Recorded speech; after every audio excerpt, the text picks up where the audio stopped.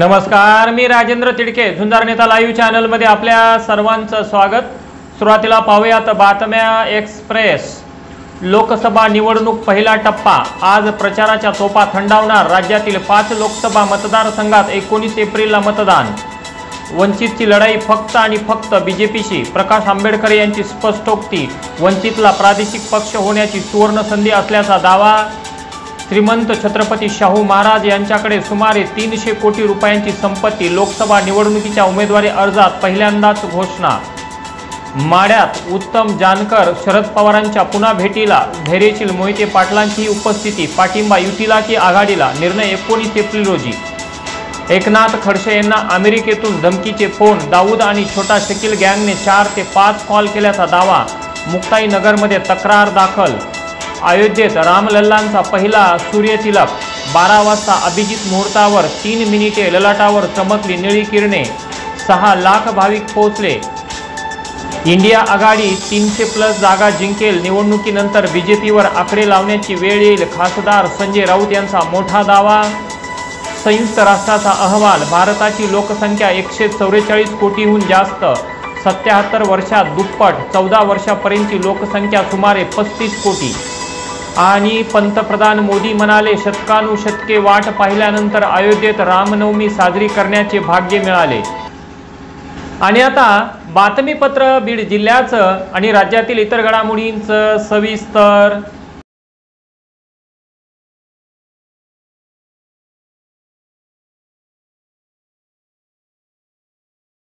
गेवराई तालुक्यातील राक्षस भुवन या ठिकाणावरून अवैधरित्या वाळू भरून घेऊन जाऊन त्यांची तस्करी मोठ्या प्रमाणात केली जात असल्याची गुप्त माहिती IPS अधिकारी धीरज कुमार बच्चू यांना देण्यात आली होती। सदरच्या माहितीची शहानिशा करून कायदेशीर कारवाई करण्याच्या सूचना त्यांनी त्यांच्या पथकाला दिल्या। त्यावरून गेवराई तालुक्यातील राक्षस भुवन येथून वाळूने भरून चाललेले 2 हायवा बीड जालना रोडवर छत्रपती संभाजीनगरकडे जाणाऱ्या हायवेवरती मोठ्या शिताफीने पकडण्यात आल्या आहेत। या कारवाईत 41,72,000चा मुद्देमाल जप्त करण्यात आला असून सदरची कारवाई ही बीड पोलीस अधीक्षक नंदकुमार ठाकूर, अप्पर पोलीस अधीक्षक सचिन पांडकर, सहाय्यक पोलीस अधीक्षक डॉक्टर धीरज कुमार बच्चू यांच्या मार्गदर्शनाखाली police head constable Deshmukh, Kantode, Misal, Chavan यांनी केले आहे। झुंजार नेता लाईव्हसाठी राजेंद्र बरकसे, गेवराई। काल मंगळवार दिनांक 16 एप्रिल रोजी रात्री 8 वाजण्याच्या सुमारास परळी तालुक्यातील धर्मापुरी जवळ भीषण अपघात घडला। धर्मापुरीहून भोजनकवाडीकडे विजेचे पोल घेऊन जाणारे ट्रॅक्टर धर्मापुरी जवळील पुलावर पलटी झाल्याने प्रल्हाद वैजनाथ फड वय 34 वर्षे आणि भाऊसाहेब केदार वय 37 वर्षे या 2 मजुरांचा जागीच मृत्यू झाला, तर 3 जण गंभीर जखमी झाले आहेत। अपघातातील मयत दोन्ही मजूर भोजनकवाडी येथील रहिवासी असून या घटनेमुळे भोजनकवाडी गावावर शोककळा पसरली आहे। या प्रकरणी पुढील तपास परळी ग्रामीण पोलीस करत आहेत। बीड लोकसभेच्या महायुतीच्या अधिकृत उमेदवार पंकजाताई मुंडे यांच्या प्रचारासाठी आता खासदार डॉक्टर प्रीतमताई मुंडे पुढे सरसावल्या आहेत। कालपासून त्यांनी ठिकठिकाणी भेटी देत बैठका घेतल्या। बीड शहरात मुस्लिम बांधवांच्या गाठीभेटी घेत त्यांच्याशी संवाद साधला। ईद मिलापच्या कार्यक्रमास उपस्थित राहून त्या ठिकाणी उपस्थित मुस्लिम बांधवांना पंकजाताईच्या विजयात मतदान रूपी योगदान देण्याचे आवाहन केले। स्त्रीमुक्तीच्या उद्गात्या समता, बंधुत्व, ऐक्य, सर्व धर्म समभाव या मूल्यांना खऱ्या अर्थाने समाजात रुजवण्यासाठी आपले संपूर्ण आयुष्य समर्पित करणाऱ्या क्रांतिज्योती सावित्रीबाई फुले यांच्या जन्मभूमी असलेल्या नायगाव चेतनाभूमी या पवित्र ठिकाणी दैनिक झुंजार नेताचे उपसंपादक उत्तम बोडखे व त्यांच्या सौभाग्यवती शिक्षिका बबिताताई बोडखे यांनी भेट देत सावित्रीमाईंच्या चरणी नतमस्तक होत आशीर्वाद घेतले। चंद्र सूर्य असेपर्यंत फुले दाम्पत्याचे कार्य प्रत्येकाच्या मनामध्ये कायम राहणार आहे। झुंजार नेता लाईव्हसाठी उत्तम बोडखे, आष्टी।